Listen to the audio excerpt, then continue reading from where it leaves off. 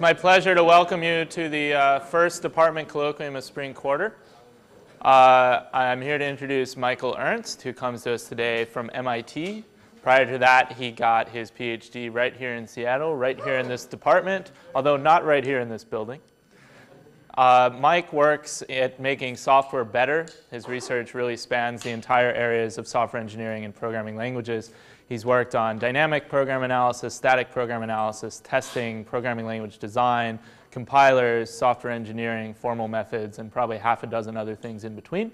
And today he'll be talking about some of his work on self-defending software. Thanks very much, Dan.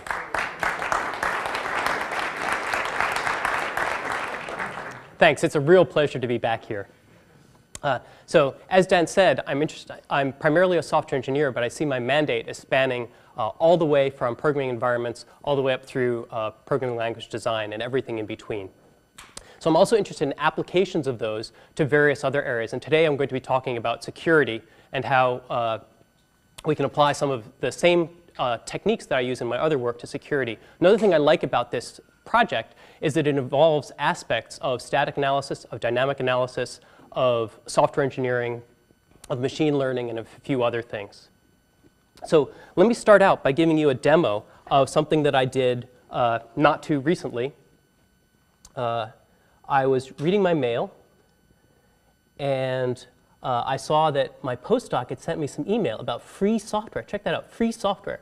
So I clicked on this, and it says free software. I'm always trying to make my grant dollars stretch a little bit further. And it says it's completely legal. So that's great. So I click on this, and well, just clicking on that web page brought up the calc application. It's a little bit disturbing, isn't it, that clicking on a web page is able to run in a completely arbitrary app? Now, this is the standard Firefox executable, by the way. So we could do some calculations on this, but let's quit out of that. And now Firefox has crashed as well. So we have two problems here. One is that if this were an application that I really cared about, it's no longer giving me any service at all. And the other is, of course, that in the meanwhile, it's done completely arbitrary things to my system. So this is not great. Now, the system that I'm about to show you is able to completely automatically generate a patch for a buggy application. And let me show you the Firefox application after it's been patched automatically by our system. So I can go, again, read my mail, click on this link. I'll click on that same web page. And in this case, we saved your computer. And so now I can, and you'll see also that Firefox continues giving me service. And I can look at some of my other email. Now, these first two are clearly spam. I hate it when I get multiple copies of that. Oh, but this one's about getting funds from Nigeria. I'll star that one for later. So essentially, what I'm going to show you is a way to automatically fix previously unknown bugs or security vulnerabilities in commercial off-the-shelf software. So I have three. Oh, by the way, please interrupt me throughout the talk if there's anything that you want more information about or if there's anything that's unclear. I really like an interactive audience. So there are three key requirements here. The first is that we want to protect against unknown vulnerabilities, vulnerabilities that have not been previously detected. The second is that we want to preserve functionality. We want the application to continue operating normally despite the fact that it's under attack. And third is we want to apply this to commercial off-the-shelf software without any assumptions about that software. So there are two key ideas that we're going to apply here, among many other ideas that are embodied in this system. The first one is learning from failure. Every time a system gets attacked, you learn something about the attack and about the system. And the second is to leverage the benefits of a community, essentially a large collection of machines that are all running similar software. So now I'm going to talk to you about each of these 5 points quickly, and then I'll show you how our system works. So first, we want to handle unknown vulnerabilities. So these are sometimes called zero-day exploits, because on the first day that they're known, they can actually take over systems. So this means that we can't assume that there are any pre-generated signatures, because this wasn't previously known. There's no time to wait for human reaction. And one nice thing about this is that our system works for bugs as well as for attacks. A second requirement is to preserve functionality. That is, we want the application to continue to operate despite the fact that it's under attack. And this is absolutely critical for a mission-critical application. For instance, you don't want your storefront web application to stop responding to customer requests just because you're under attack. You don't want to lose all visibility into air traffic control. My sponsors in the military are very concerned about mission-critical applications like communications. If you lose communications with units on the battlefield, people die. So the technique is to create a patch. In other words, to repair the application, to either repair its data or to repair its control. Now, there exists previous work that can detect attacks, but the way that it operates is by crashing the program. Essentially, it turns an exploit into a denial of service attack. And there are a lot of problems with this. You can lose data.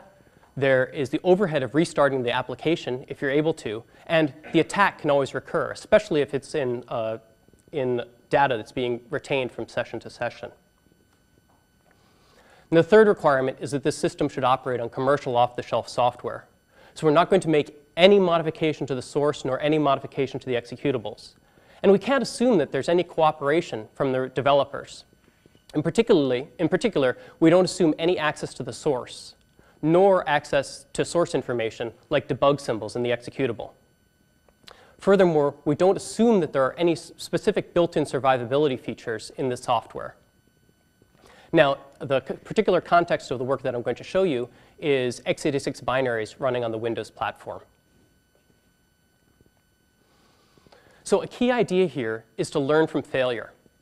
So the idea is that every attack that's made against your system tells you something. First, you learn that the attack exists. Then you learn where it attacks the system, how it operates, and how to fix it. Our goal is to detect all the attacks, at least all the ones of specific types, and I'll make that more specific shortly. And thus, to prevent the negative exploits, such as running arbitrary code or having your machine taken over. Now, in our particular context, the first few attacks may cause the system to crash, but the system's response improves over time. Every new attack that comes in gives more information until the system is able to create a patch, a repair, that renders the attack completely harmless. So this is somewhat similar to the immune system, where initially when you're attacked by a new virus, your system isn't able to prevent all the bad consequences, but eventually it learns how to react to that, and you're immune to any further attacks from that particular virus. Another idea that we're going to use is to leverage a community. We say an application community is a set of machines that are all running the same application. Another way of saying this is a monoculture.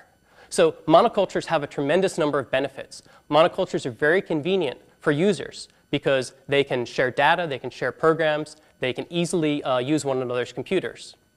Monocultures are very convenient for system administrators because the system administrators don't have to manage a great number of configurations. And monocultures are very convenient for hackers. And the reason that they're convenient for hackers is if the hacker can take over one machine, then the hacker can take over all the machines in the entire community. So how can we prevent this situation? In other words, how can we view the entire community as a benefit rather than as a deficit that has to be overcome? The idea is that the community members are going to collaborate so they can detect problems and then together resolve problems. And there are a number of benefits to using a community this way. The prime one is amortized risk.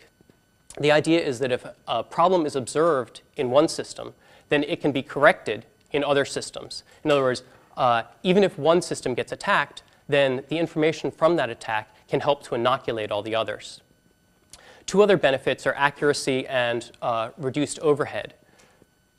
We're going to have a learning step, and the larger your community of machines that are doing learning, the more accurate the learned models can be.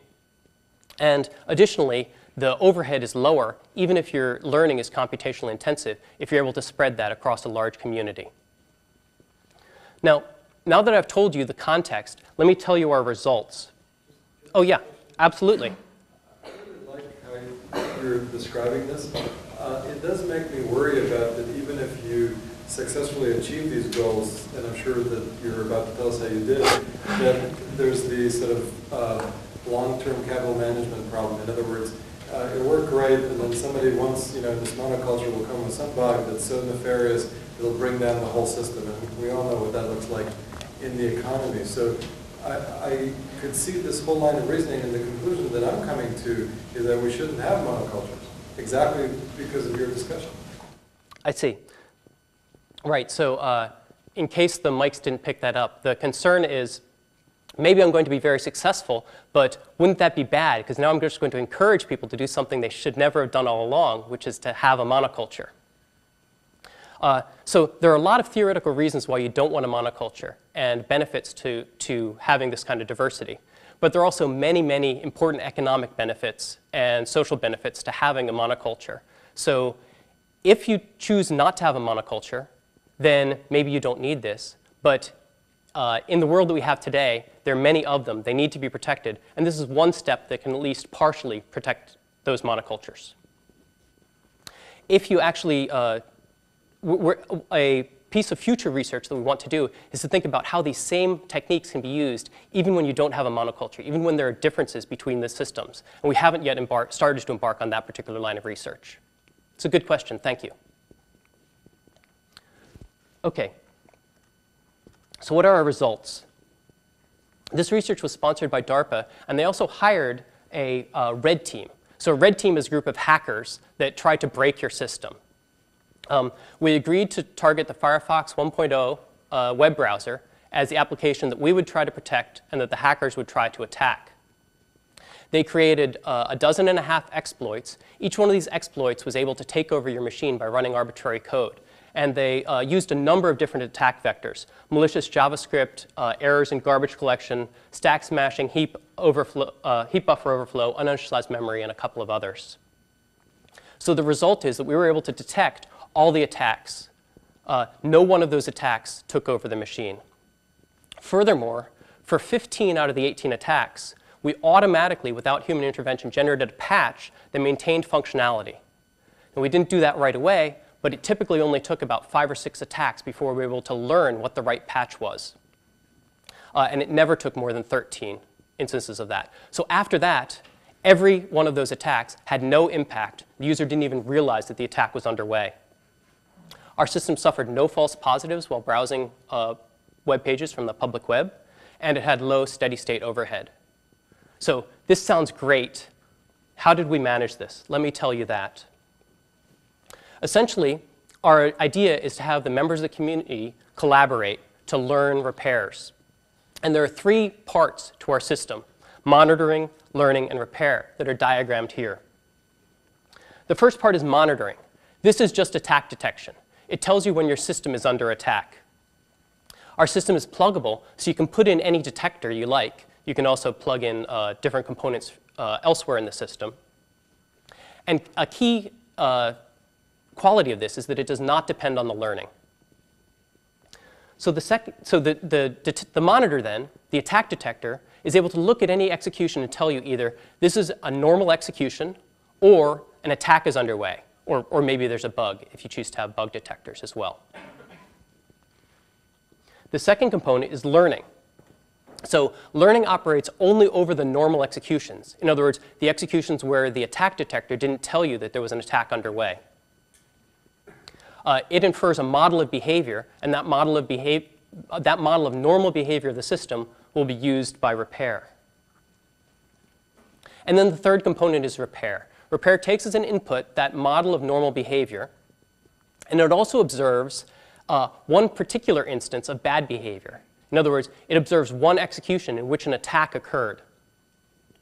This component, based on the specific behavior of that particular attack, that particular instance of an attack, proposes a patch that should be able to correct that behavior to restore the system to normal operation. Those patches are distributed to the entire community, evaluated, and the most successful ones are redistributed to the entire community to inoculate it from further attacks. So one thing that I can point out is that all of these modes are operating at the same time. In particular, they all run on every member of the community. And within a particular program, some parts of the program may be doing learning, and other parts of the program may be undergoing repair at the same time. Mike? Yes? How do you deal with negative side effects to repairs? crash the application in some other scenario? Right. So I will talk about that in a moment. Essentially, we have additional detectors that detect certain types of negative effects of the repairs and are able to then discard those repairs for future attempts. But you run a risk of distributing a bogus repair across the whole population. Yes. There is absolutely that risk theoretically. We've never seen it in practice, but that is a theoretical problem. I completely agree. Good point. Yes, Hal? What's the interaction between the monitoring and learning? It's sort of, the learning is figuring out what normal behavior is, and the monitoring is telling the learning, or is firing up the learning thing when it sees normal behavior and telling it to do it. How? Yeah. So the monitor is a pluggable detector that doesn't depend on the learning at all. It just says, for this particular execution, do we want to feed this execution into additional learning to further improve our models that we already have, or do we want to feed this particular execution into repair to try to fix a problem that we've observed in this execution? Linda? This is for like a particular application, like for Firefox only. If the patch is for Firefox itself, it understands the execution of just Firefox. That's right. And it's even more specific than that. Our current implementation will only work on one specific version of Firefox. We assume that the binary is the same across the entire system. You can imagine generalizing this so only a DLL had to be the same, or even so that it was permitted to be different. We have not done that work yet. Yes? For the monitor, do you have to characterize what is an attack or what is normal behavior? And is that per application, or is that, or how is that, or maybe you're going? So you can do, right now I'm completely agnostic as to how the attack detector works. Let's just assume that it exists, and I'm going to convince you that they do exist shortly. They can either be application specific or general. A general one would be like a crash. Yes? Yeah, Pedro. If the monitoring is independent of the learning, then what purpose does the learning serve? The learning lets you better detect the attacks, right? But if the monitor is independent of the learner, then where is that going? This dotted arrow shows where it's going. So the monitoring is independent. The monitoring tells you whether an attack is happening. The learning is going to help you create a repair that will avoid suffering that attack in the future.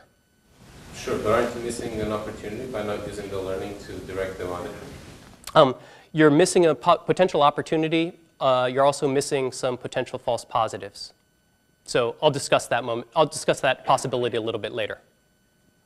We decided that we wanted a detector with extremely low false positives, so we weren't willing to take that risk in this particular domain. OK, great.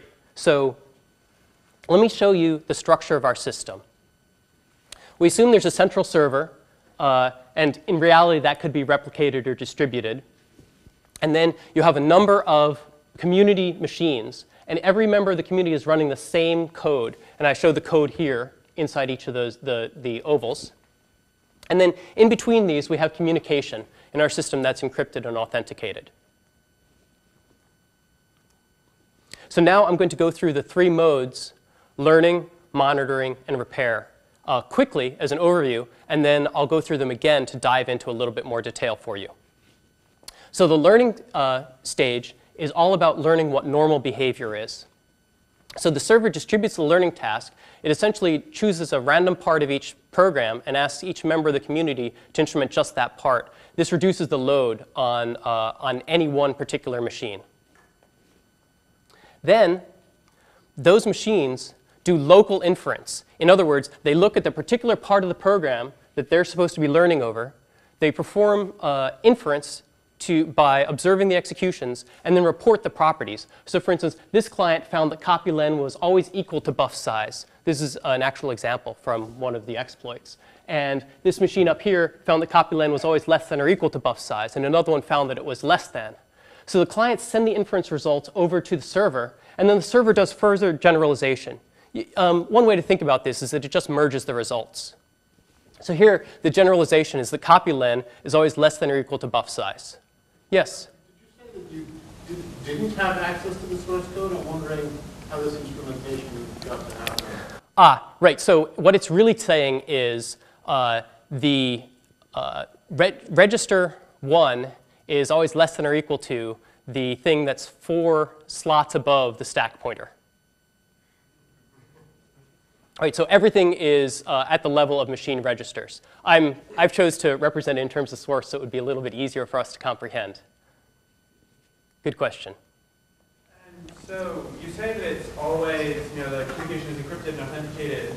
Assuming you miss a bug, right, then these things are assumed to be vulnerable because of the monoculture. What does getting bad results back to you do? So if someone is able to subvert the encrypted and authenticated communication? Which is thoroughly possible given the other endpoint is a Windows machine. Sure. Yeah. So in that case, you would be able to disrupt the learning.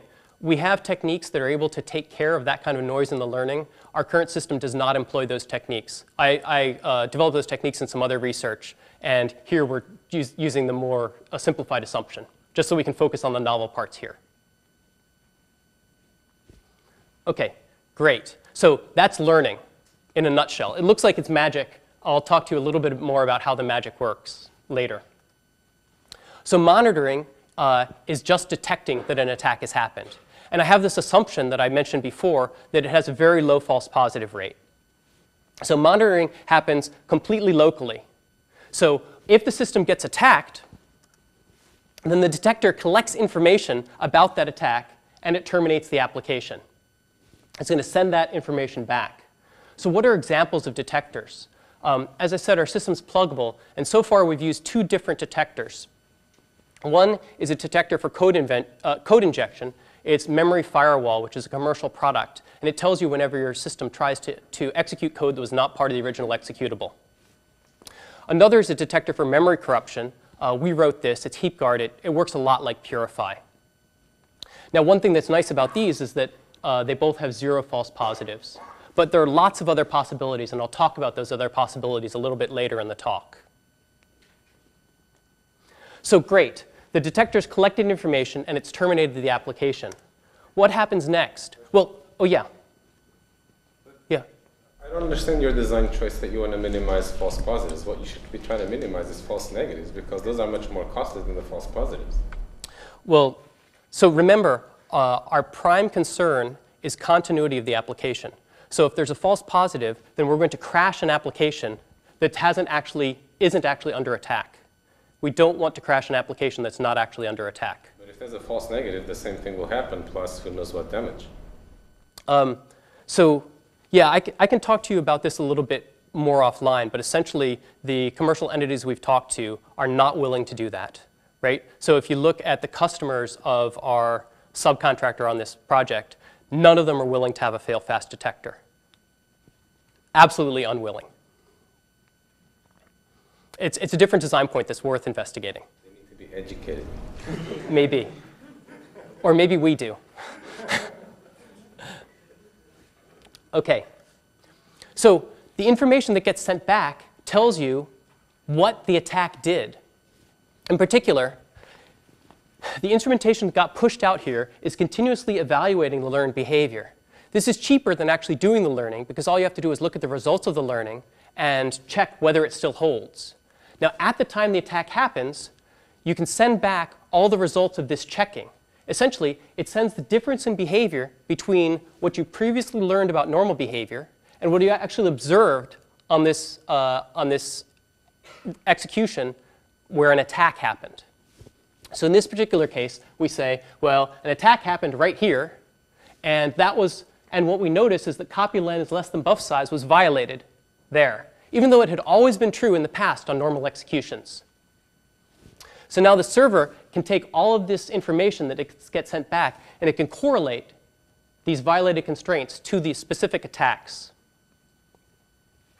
Now, it has this correlation information. Any semantics about what's in what register, right? What? We have no semantics. All we know is whenever so we're able to identify specific attacks, such as by what line the PC was on when the detector triggered, or what the stack looked like. So we then correlate that particular attack with the properties that were violated exactly when that attack happened. And we know nothing about semantics at all. Good clarification.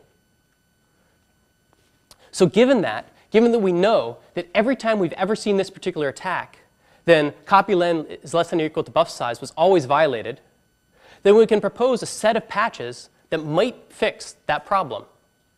So for instance, one possible patch would be to set copylen equal to buff size.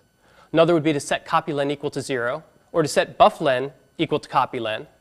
Another possibility is whatever procedure you're in the middle of, just make up some return value and return from it immediately, because things are messed up, and maybe it's better just to get out of here.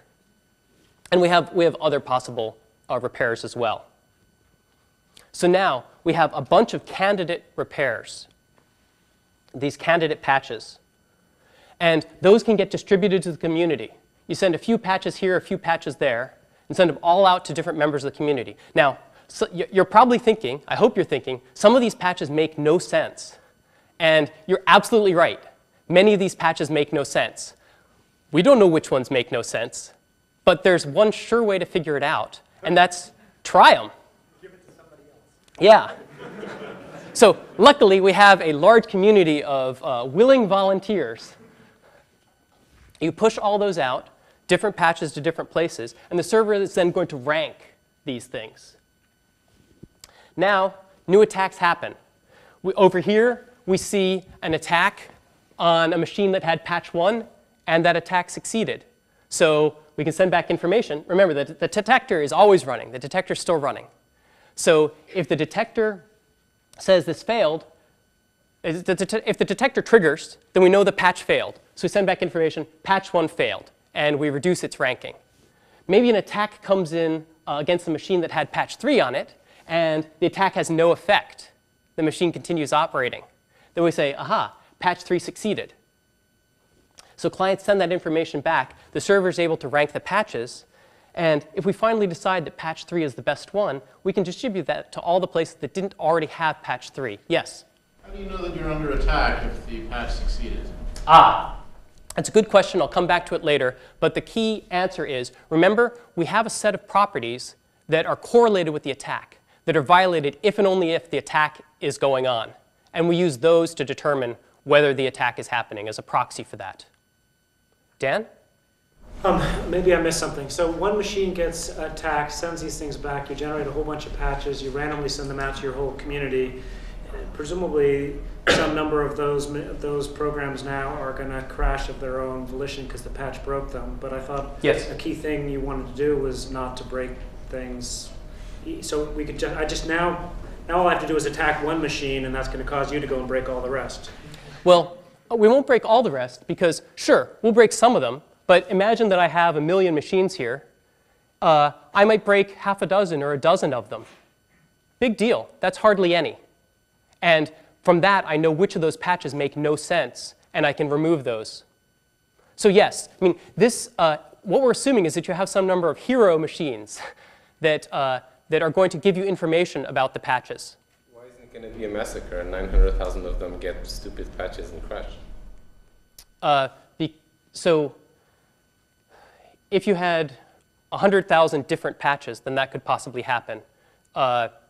Another thing you could do is if you're really worried about that, you could send out a smaller number of them. So there was, well, Oren, there was another question too. Just following up on the same line of reason, I think your line of thinking is that during the learning phase, you might incur some small amount of damage, but then post-learning, things will be good and you will have protected the monoculture. That works unless there's an attack that's specifically targeted against your learning mechanism, where it has some kind of attack that's indexable. So I send attack number 1, you amplify it to 10 bad patches. As soon as you do that, I send attack number 2, another 10 bad patches, and I keep varying. So this is like the AIDS virus attack, right? I keep mutating the attack, and you keep amplifying the damage. Well, so first, if they're different attacks, so our system handles multiple interleaved attacks. If they're different attacks, then essentially execution of that triggers one of them is not going to run through the patch for the other. So that's not a problem. Essentially, they're orthogonal. If one patch is in one part of the code and another patch, one attack attacks one part of the code, another attack attacks another part of the code. That's not a concern for us. But what I was saying was that basically, if I have an attack generator and I unleash 1,000 different attacks, all slightly different, and you try to learn how to solve each of these 1,000 different attacks, but in the course of learning, you generate 10, which is not a large number, right? 10 bad patches, then the overall effect during this learning phase, and the learning phase could go on for a long time because I keep mutating my attack, is going to be quite bad. Well, so you're assuming a narrow, short, terminating learning phase. I'm wondering whether that's necessarily going to be the case. So it always has been so far. And if you can generate 1,000 truly distinct, unrelated patches, each of which completely exploits the machine, then you're good. OK. Oh, wow. That's a lot of questions. So this is the quick overview part. But I'm happy to answer more questions. Yeah? Your attack model, because it sounds like this works great if they keep hammering you with the same attack. But in defense applications, maybe that's what they're going to do. But if they're a lot more subtle, is there a window of time before you discard a patch and say, or you say, hey, all of those patches worked because we never saw the attack again? Right. So if you never saw the attack again, then the patches aren't going to have any effect. So it won't be a problem. The patches only have an effect if you actually see the specific properties that are correlated. Another thing is if you see no properties that are correlated with this attack, then you won't generate any repairs. If someone issues an attack once, it never shows up again, that's pretty much a no-op for the rest of our system. The patches can damage your program even if they stop the attack. The patches, remember, only have an effect if the attack is underway, because they depend on the properties that were found to be correlated with the attack, properties that were violated exactly when this particular attack was underway. Which doesn't guarantee that Yes. Sure. There's no 100% guarantee. That's absolutely true. Yeah. Yeah, so I was actually going to wait to ask this at the end, but maybe it's worth asking now, in the sense that I agree with the last question of what exactly is the threat model? And in particular, it feels to me there's an assumption that the learning algorithm is actually not being influenced by the attacker. And also that the, I forget what you call the matching or the monitoring algorithm is not being influenced by the attacker. Is that indeed your assumption? So I think what you're really asking about is the detection model as opposed to the attack model. Why don't you let me get to that a little bit later in the talk? And you can look at which detectors we have plugged in, and you can perhaps imagine other detectors that could get plugged in that wouldn't be affected by your particular attacker. So actually, I think I'm phrasing it in the sense that if the attacker, so I guess my question is, if the attacker can control, let's say I'm controlling a botnet, and on this botnet, the first thing I'm going to do is I'm going to replace your attack detection model, your attack detection systems with my own detection systems or my own learning algorithms, so that I can influence how, then later I'm going to actually mount my real attack with the So if you can install and run arbitrary code on the nodes, you can do anything you want. We prevent you from doing that. I mean, the detector we're using is a detector that prevents you from installing any new software on the system. So if you make assumptions that you can go in and change the code of our application, change the very code that's securing your system, then you've already won.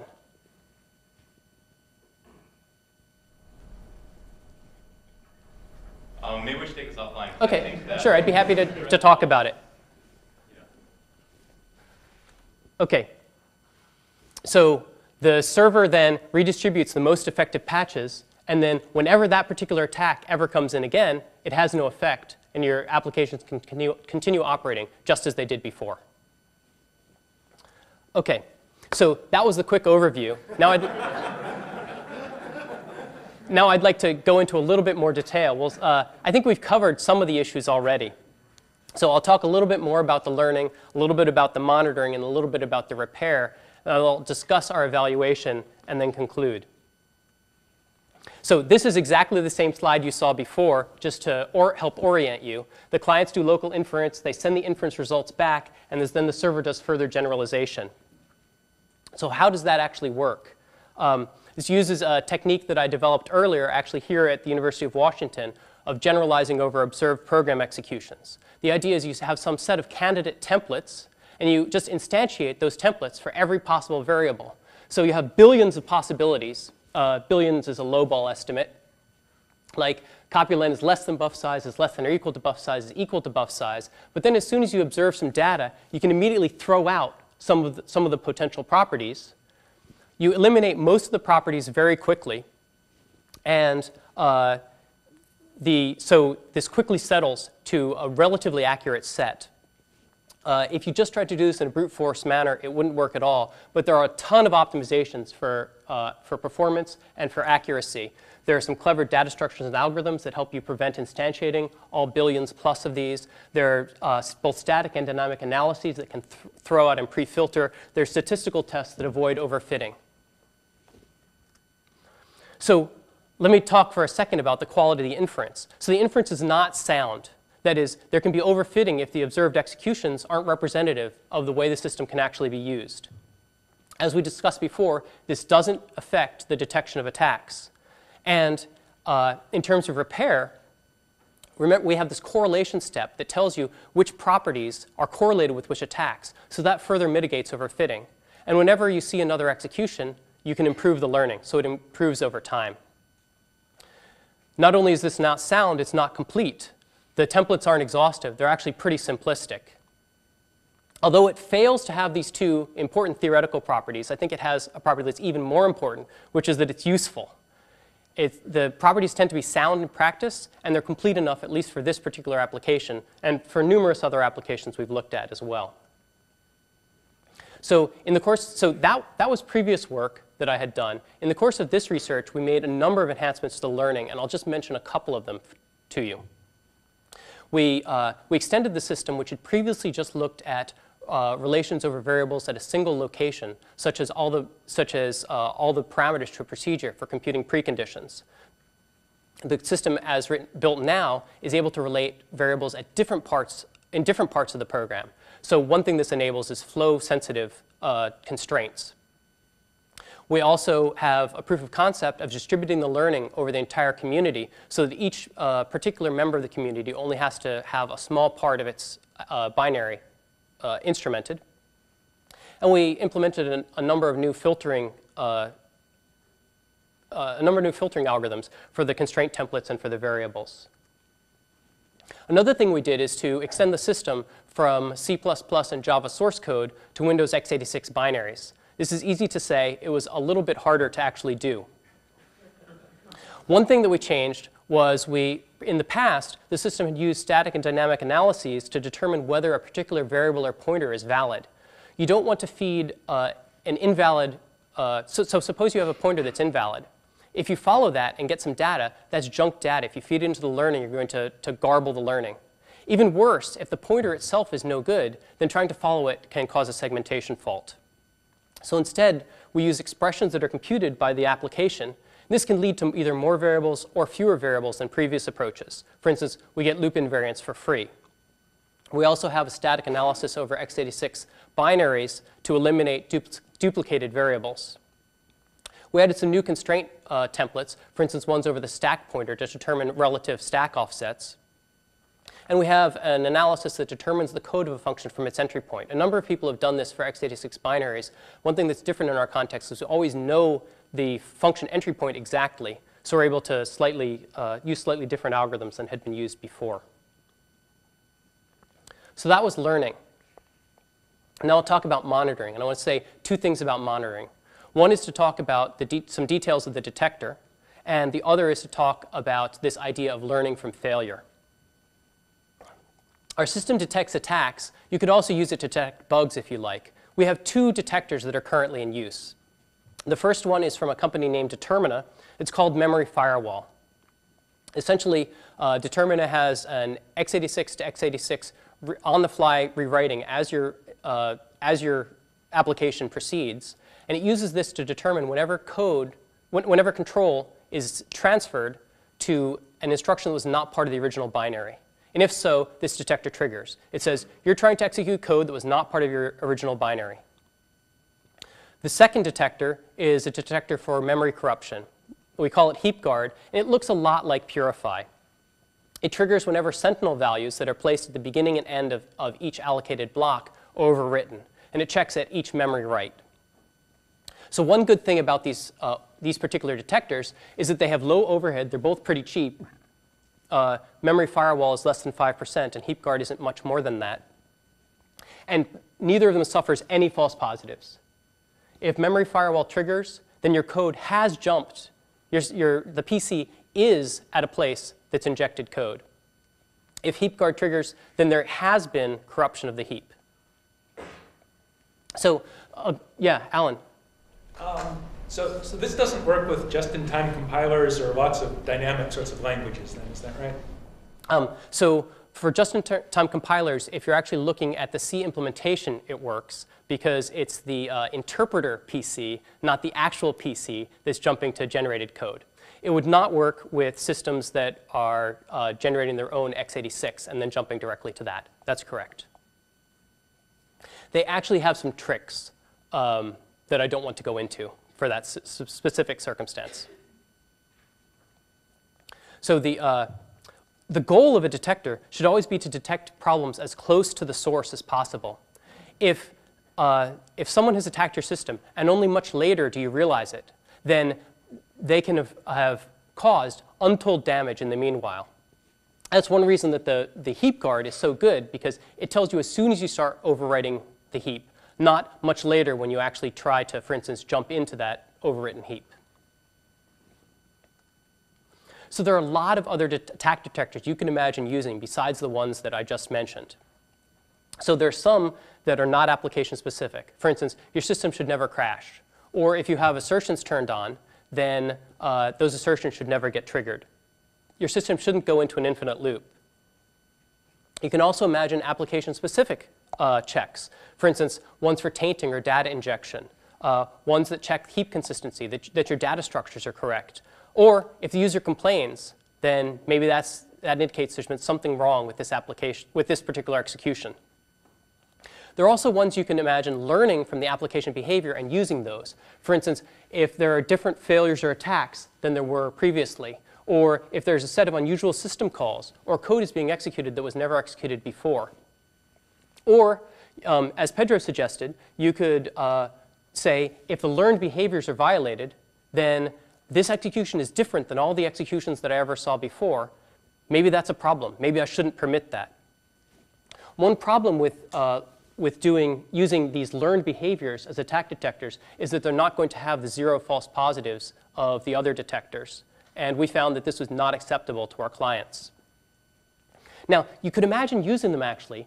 If you have a set of detectors that have too high false positives, even if the false positives are quite low, if they're unacceptable to your customer, then you could imagine using a collection of them. If they're not correlated, then you expect the collection to have low false positives, even if each of the individual ones has relatively higher false positives. So there are some detectors that aren't going to work. For instance, social engineering or phishing, or asking the user to download and execute a specific binary. If that's something the user is allowed to do, these particular detectors we're not going to be able to detect that. And I'm sure you can imagine other detectors that you could plug into our system. So now I want to talk a little bit about learning from failures. As I mentioned before, every time the system gets attacked, you learn something. So in my view, attacks are good. Bring them on. The first thing you learn is that the vulnerability that's being targeted even exists. You didn't know about that before. Or if there's a bug, that the bug exists. You didn't know about it before. Next, you learn where it can be exploited. In particular, where in the code does this attack target? Then you learn how the exploit operates. You learn what changes it makes to the program behavior compared to ordinary behavior. And then the fourth thing you learn is what repairs are successful. What remediation actions that you take are actually going to cause the attack not to go as it usually does, but to keep execution sort of in the safe and normal envelope.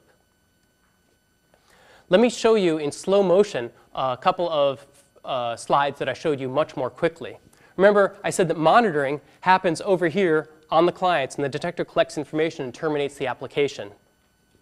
There's actually something that happens before that. The first thing you learn is where did the attack happen. In particular, the detector maintains a shadow call stack. So it's important to maintain a shadow stack because attacks often trash the real stack. And this shadow stack is protected. For instance, write bits are set whenever the instrumentation is not running. And now the information that sends back is the call stack. So we might see this stack sent back. Now the server can send out monitoring just for those particular just for those particular procedures. It would be too expensive to continuously check all the properties that were learned absolutely anywhere in the program. So the clients then can install the instrumentation just in a small part of the program, in particular, just in the part of the program that was actually being targeted by these attacks. Now, when the system is attacked again, the next attacks will actually tell the system what were the violated properties, and then those can be correlated by the server. So one thing that's good about this is that we only have to evaluate the constraints that are at the attack sites. We don't have to evaluate them everywhere, and that greatly reduces the overhead. It would not be reasonable to continuously evaluate all of the constraints everywhere in the program just because one attack happened on some member of the community. We say that an attack is correlated with the constraint if that constraint is violated, if and only if the attack happens. In other words, we know during any execution, good or bad, whether each constraint is violated. And whenever we see this particular attack, whenever the detector triggers at this particular part of the code, this constraint is always violated. And then, as I mentioned before, we create repairs for each correlated constraint. And there may be multiple correlated constraints, and there may be multiple repairs per constraint. So now how does the repair work? The repair, this is, again, the slide you saw before, distributes patches. And one thing I didn't mention before is that it uses additional detectors, not just the ones I showed before, but for instance, if the system crashes, and then we say, OK, there was no attack, but this is still not a good patch. This is not a patch that we want. Or if that attack fails, but another one succeeds, then that's a problem. In fact, we saw places where in Firefox they had cut and paste code 3 times. System came in, we were able to fix the first bug, but then the second one worked and let the system be exploited. So our system went and fixed that one, the third one triggered, our system fixed that one, and then finally the entire application was patched. So here's an example of an attack. The target's a JavaScript system routine written in, well, I'm actually going to skip this because we're very short on time, but I'm happy to talk about it later. So people asked before, what if the repair changes the ordinary behavior? The repair depends on the constraint checking. Remember, we already know that copy len is less than buff size is violated exactly when an attack is underway. So the repair is guarded by that. Only if that's not true do you do the repair. If the constraint's not violated, there's no effect. If the constraint is violated, then it's highly likely that you're actually under attack. Now notice that the repair doesn't depend on the detector. We don't wait until the detector to fire. Our goal is that the detector never fires. If the detector fires, it's probably too late. The system is probably in a terrible state. And I should admit to you, the repair is not identical to what a human would write. It's a stopgap until a human gets around to creating a real patch. But it's not acceptable to wait for a human response. So how do you evaluate the patch? I rather blithely said, well, just send it out to all the applications in the field, and let's hope for the best and see what happens. And that works pretty well, actually. Typically, we only had to suffer half a dozen attacks before the whole system before the entire community was inoculated. There are other ways you could imagine pre-validating the patch before even distributing it. One way would be to replay the attack. You don't have to wait for a second attack, and you can exactly reproduce the problem. However, it may be expensive to record enough events to perfectly replay. The log, of course, terminates abruptly, so you don't know whether the program continues normally, whether the program with your patch continues normally after that. And you need to prevent irrevocable effects, for instance, by running in a VM. Another thing you could do is to run the program's test suite. But the program's test suite may be too sensitive. And a bigger problem for us is that we're talking about commercial off-the-shelf software. You don't have its test suite. Let me talk, yeah, question. About how many patches did you need to fix any given vulnerability? Because I imagine if the patches have to be correlated to successfully fix it, the search space kind of grows exponentially. So we have an average of about 3 patches per violated constraint. And typically, one of those patches is enough. Question? Yes? So you've said a number of times that really detecting and preventing attacks is indistinguishable from finding and fixing bugs, right? And in fact, many of your detectors would be fired just by bugs, as opposed to attacks. Sure. But now, so what you're proposing here is that you can somehow fix bugs by just having these few random patches that you throw out, which doesn't seem very plausible. Let's talk about the evaluation then. So DARPA hired a red team to try to break our system. Just to help you negotiate the jargon, we're the blue team at MIT. There were a lot of other colors of team that are not relevant here.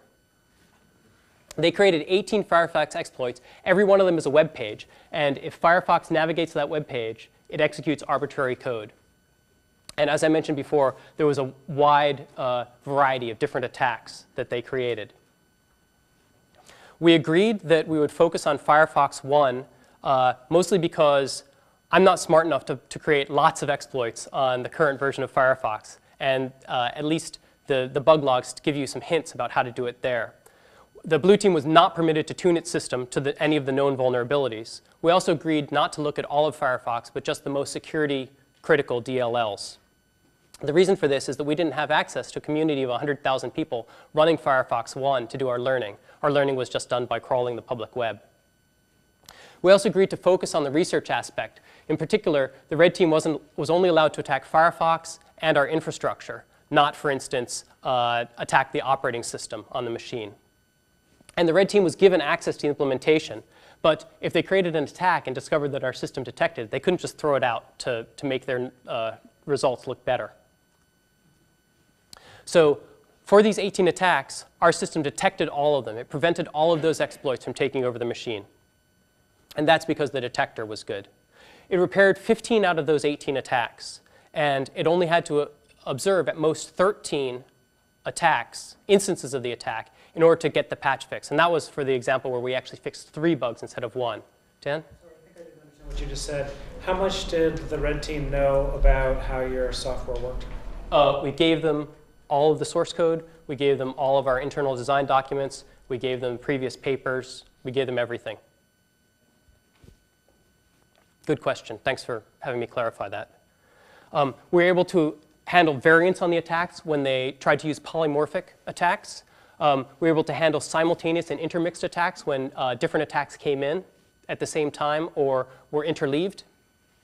We had no false positives, and the red team was unable to notice the monitoring and repair overhead. Let me give you some caveats just in the interest of complete disclosure.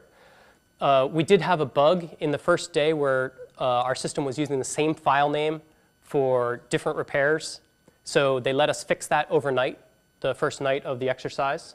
The communications infrastructure from our subcontractor completely failed on the last day of the week-long exercise. And so the blue and red teams together worked around that bug.